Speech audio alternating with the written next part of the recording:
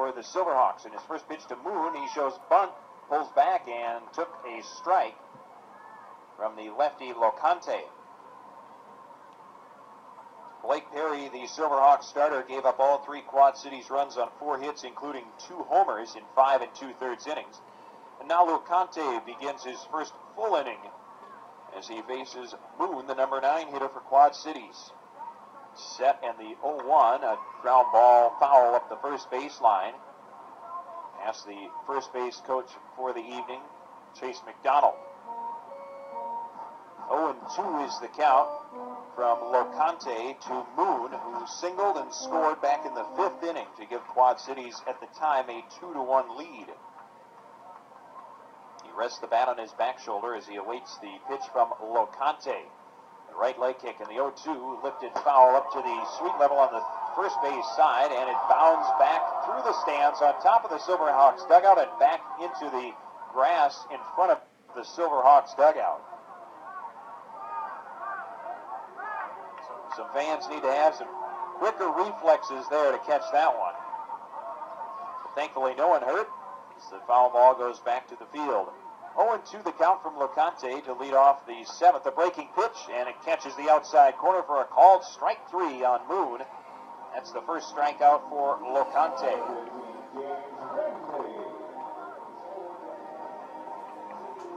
Locante was originally drafted by the Diamondbacks organization in the 11th round in 2011. A native of Memphis, Tennessee.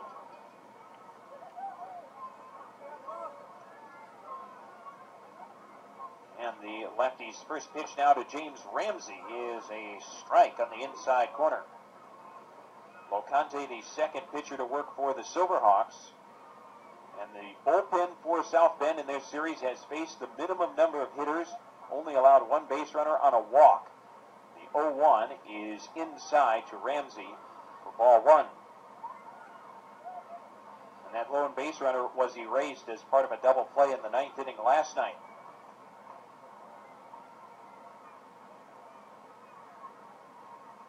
Zach Morton has stopped throwing down the left field line. Right-hander Andrew Walter starting to get loose. As the 1-1 comes into Ramsey, he lines it towards shallow right. It's sinking quickly and will drop in front of Trahan for a base hit by Ramsey.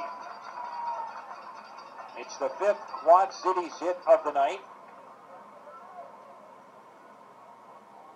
And Ramsey picks up his first hit since an 11th inning single on Wednesday. So now with 1 out, Quad Cities looking to add to this 3-2 lead in the bottom of the 7th. And Joel Chimelis giving the signs from the third base coach's box. A bit more simplified version down there from Chimelis. We'll see what Ramsey is doing. Locante works from the stretch. The left-hander facing Ramsey leading from first as Phillips stands in the batter's box and lines the first pitch up to the sweet level on the third base side.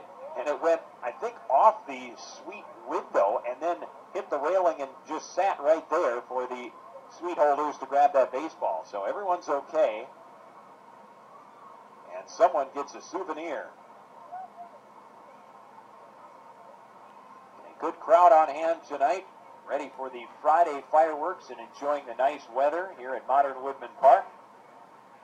I would say this is our largest crowd of the homestand so far. I would agree with you with that. Lefty to lefty on the 0-1, Locante to Phillips, and now a step and throw over to check on Ramsey, who goes back to the base safely. Ramsey with 6 steals, and he's not going to need to steal second as Locante was just pegged for a balk.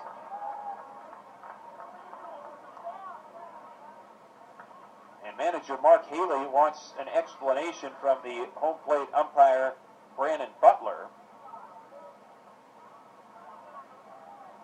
Haley out in front of the Silverhawks dugout talking with Butler about the move from Will Locante.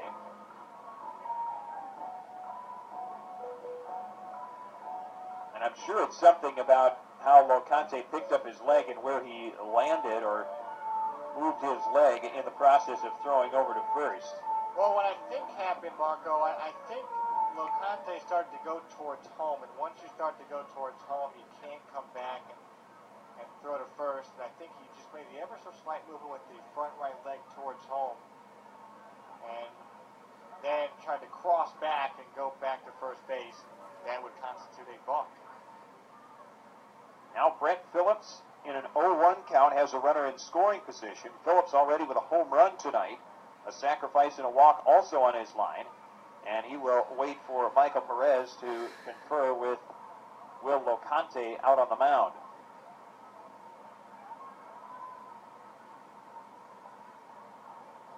Andrew Walter getting loose for Quad Cities, as I mentioned. Walter last pitched in Game 2 of the doubleheader on Tuesday night.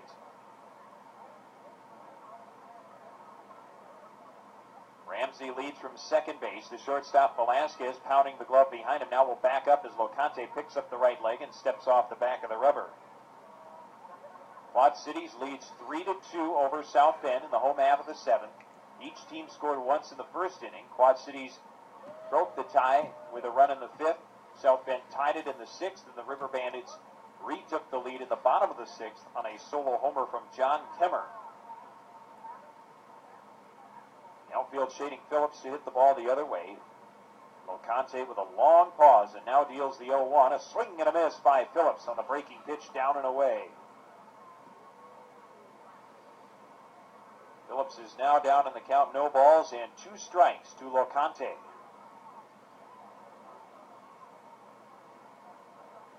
The second baseman, Jamie Westbrook, on the grass in right center. Full side for Phillips, the left-handed hitter. The 0-2 misses down and away for ball 1.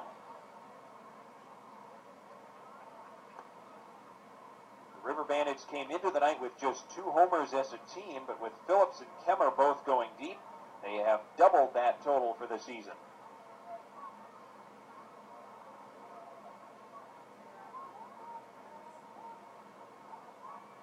Ramsey takes his lead out at second base behind the back of Locante. A long look in for the sign from catcher Michael Perez. Now he comes to a close set, kicks the right leg, and the 1-2 skips past Perez toward the backstop. Ramsey will move up on a wild pitch by Will Locante. So Locante has created his own trouble in this inning with a runner at first, a balk, and now a wild pitch to move him to third. Looks like the Silverhawks will also bring in their infield now.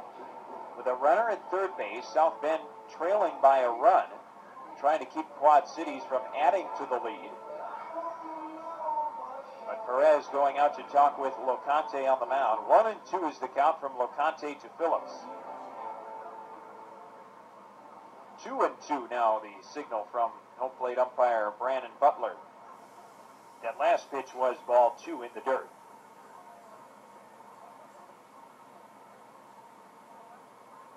Now the center fielder, Braylon Almodovar, takes a couple of steps in. Still a big gap in right center field, and of course the infield in all the way around as Locante sets for a 2-2 to Phillips. A fastball on the outside corner, called strike 3, and Phillips bends over at the waist, leaning his bat to the ground in disappointment about that one. A strikeout for Locante, and the second out in the seventh. Both have come on strikeouts from Locante.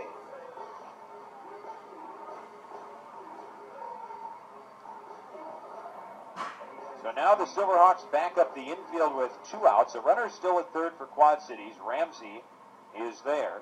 Locante with his back to third works from the stretch, and he'll face Jack Mayfield, who is 1 for 2 with an RBI single. Pitch down and inside for ball 1. Mayfield grounded to short in the first inning, was hit by a pitch in the third, and had an RBI single to put Quad Cities in the lead at the time, 2-1 back in the fifth.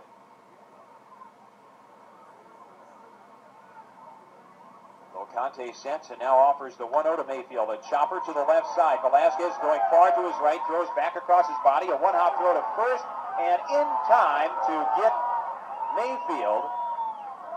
Locante with a pump of the fist as he comes off the mound. after a great play from his shortstop Velasquez to end the bottom of the 7th. Nothing for Quad Cities on a hit and a runner left. Going to the 8th, it's 3-2. River Bandits in the lead. You're listening to River Bandits Baseball presented by Mediacom.